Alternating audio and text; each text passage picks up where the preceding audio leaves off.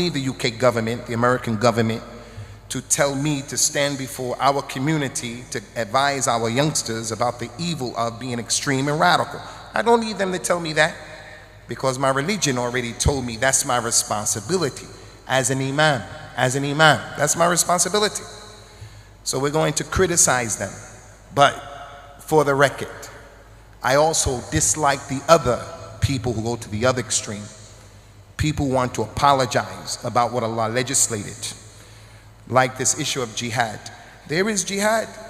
If you're going to teach a book in Islam like Riyadh al-Salihin, the 40 hadith of Al-Imam al-Nawawi, you're going to come to some ahadith that talk about al-jihad. What are we going to do? Jump over those ahadith and bury those ahadith? No, we're going to explain them in the proper context.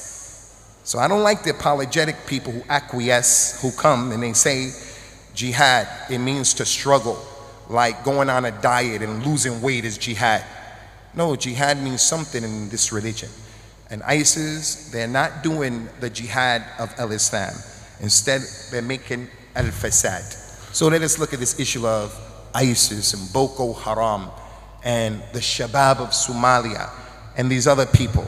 And they're almost everywhere where you go.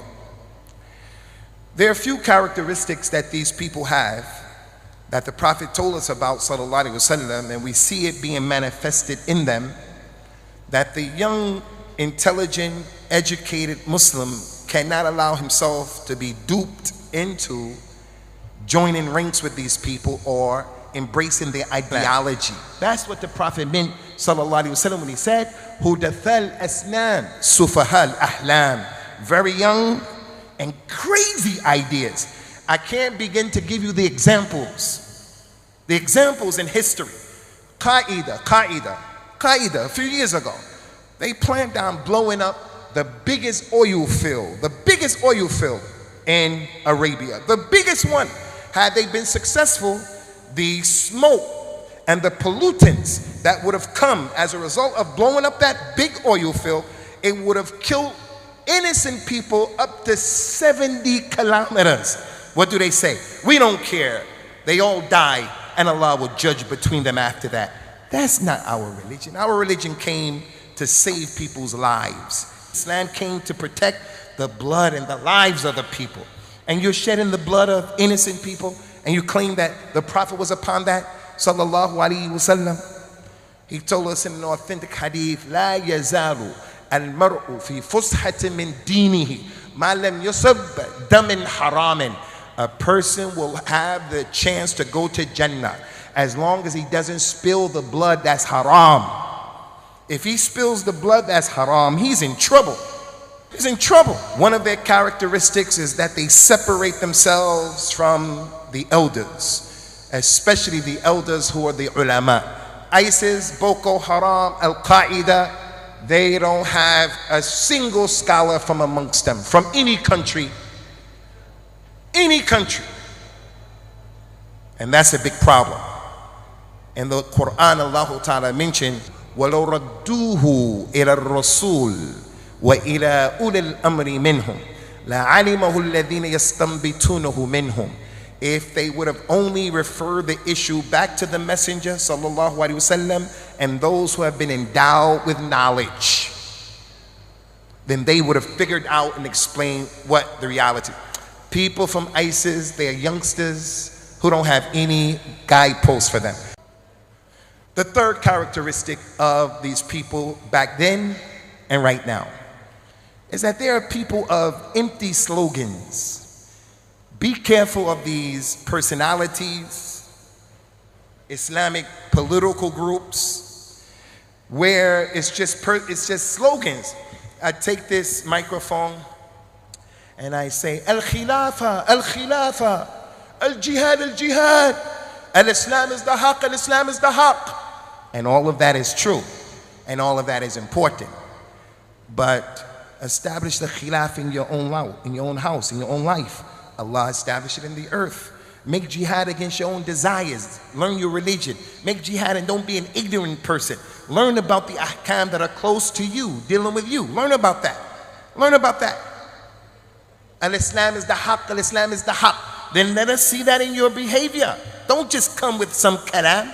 So we have that ayah, Ya ayyuhalladhina amanu, lima taquluna ma la taf'alun, kabura maqtan indallahi an taqulu ma la taf'alun. Why do you say what you don't do? And they had an empty slogan. Their slogan was the ayah of the Quran. The ayah of the Quran is the truth, but the way it was being used was an empty slogan.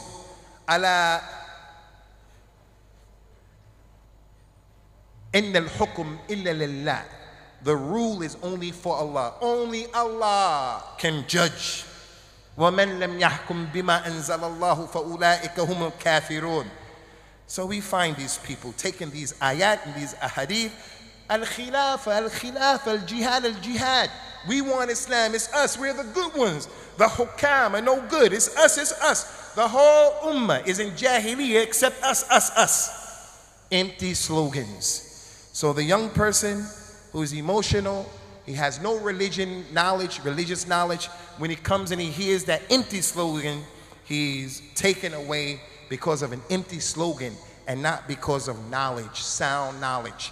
When a person is introduced and exposed to sound knowledge, that's what gives life to the heart of the Muslim, to the spirit of the Muslim, is that these people bring no good to Islam.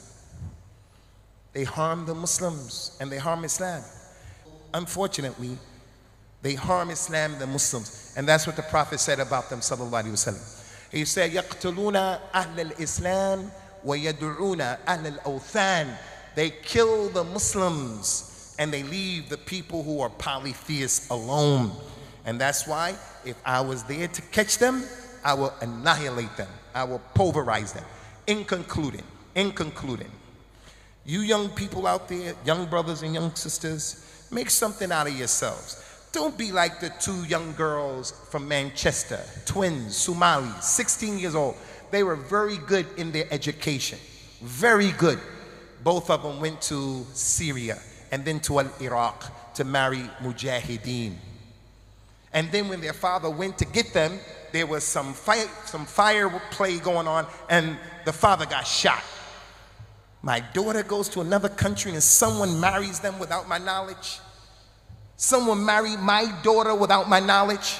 How in the world can my daughter come to you? One of you people here from the UK, my daughter comes, Arwa, she comes, and then you as the imam, you marry my daughter. And the Prophet said, La nikah illa bi wali. I'm the wali of that girl.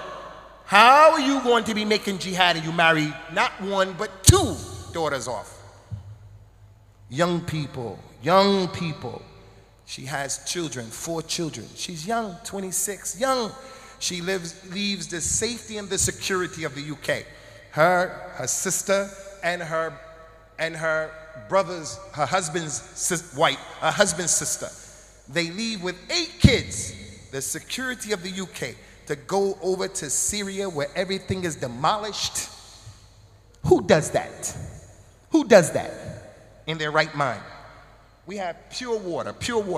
I'm going to put the pure water on the side and drink the water that comes from the Ganges River. Who does that? So you young people, if there was a lion, and I'm finished here, if a lion, a real lion, you know, these Bengal tigers, if a lion were to come into this auditorium, Allah forbid, I'm going to get out, inshallah. I'm going to jump and run over your heads to get out. Inshallah, I'm going to get out. That's how I feel. That's how I feel. I'm not one of those people who, when the lion comes in, and I've only seen lions on TV, I'm going to say, oh, mashallah, look how beautiful that lion looks. He has a beard. He's on the sunnah. And I'm going to go to pat the lion like David did in the Bible. You always find these Christians wanting to go in the zoo and he goes in the den of the lion because some prophet did it in the Bible and the lion bites his head off. That lion comes in, I'm going to run over your heads to get out of that door. If you ever see someone, if you ever meet a person and he's inviting you, blow this up, kill this one, come with me, leave your studies, abandon your family, you have to run away from him the way you run away from that lion that came through that door. Because the harm that he does to you, your deen, in the dunya and the akhirah, is worse than what that lion will do. That lion will eat you. You may live, you may not live, but it's it. That guy, he's going to cause you to create a lot of unnecessary problems, not only for yourself, but for other people. So be balanced, be in the middle, and learn your religion.